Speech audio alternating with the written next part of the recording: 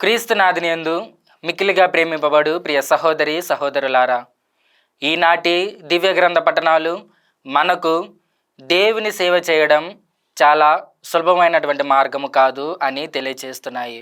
ఎందుకంటే దేవుని సేవలో చాలా సమస్యలు, చాలా ఆటంకులు మనము ఎదుర్కోవాల్సి వస్తుంది. ప్రతి ఒక్క దానికి మనము సిద్ధపడి జీవిస్తేనే తప్ప దేవుని సేవ మనము నిరంతరము కొనసాగించలేము.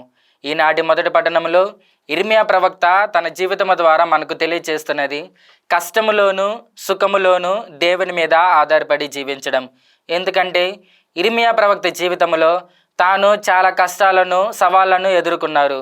తన బంధువుల చేత కావచ్చు, తన సొంత మిత్రుల చేత కూడా కావచ్చు నిరాకరింపబడ్డారు, తిరస్కరించబడ్డారు, వెక్కిరించబడ్డారు.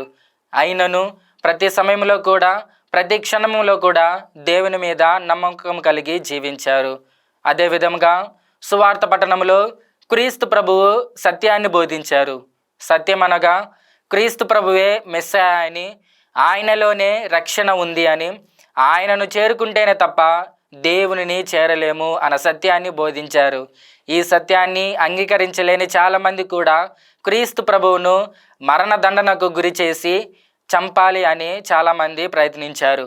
అయినను క్రీస్తు ప్రభువు పట్టు విడవకుండా తండ్రి దేవుని మీద నమ్మకం ఉంచి, ఆయన మీద ప్రేమ ఉంచి తన యొక్క మార్గాన్ని కొనసాగించారు.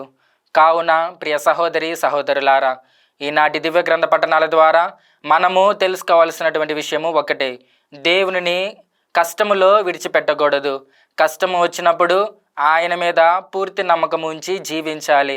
కావున అటువంటి అనుగ్రహాన్ని దయచేయమని వేడుకుందాం. ఆమేన్.